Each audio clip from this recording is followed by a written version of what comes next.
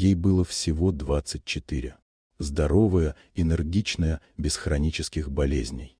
Пока однажды утром она не заметила на правом плече округлое уплотнение, плотное, размером с мяч для гольфа. Ни боли, ни жара, ни покраснения.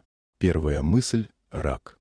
Первая реакция врача – подождем пару недель. Но именно один уточняющий вопрос, заданный вовремя, спас ее от ненужной паники и операций. Я впервые увидел Сару Миллер в приемной клинике в Манчестере. Джинсы, свитер, растерянная улыбка.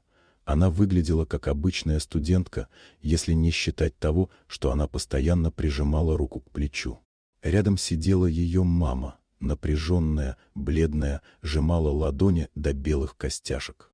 Осмотр подтвердил, опухоль действительно крупная, около 5 сантиметров, плотная и подвижная.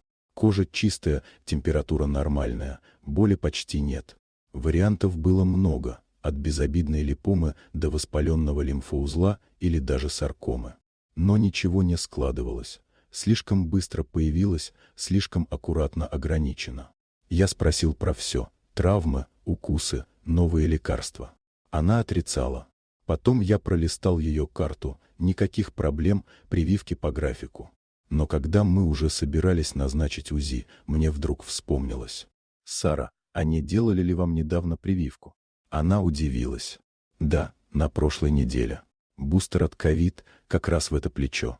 А когда вы впервые заметили уплотнение?» «Примерно через 2 дня после укола».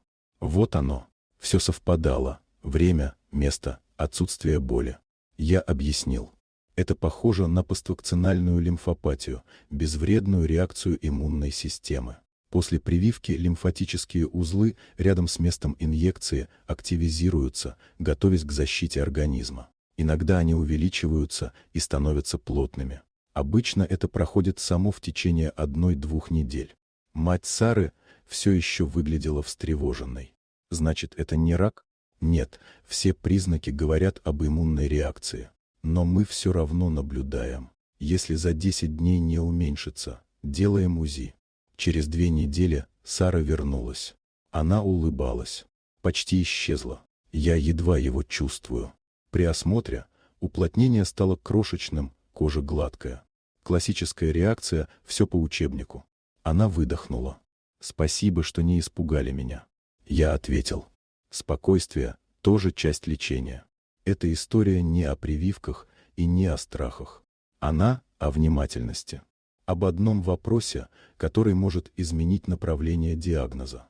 В медицине важно не только то, что мы находим, но и то, что мы решаем спросить.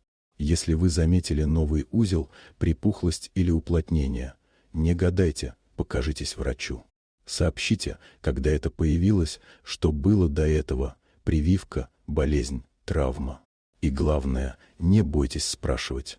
Иногда правильный вопрос важнее любого анализа.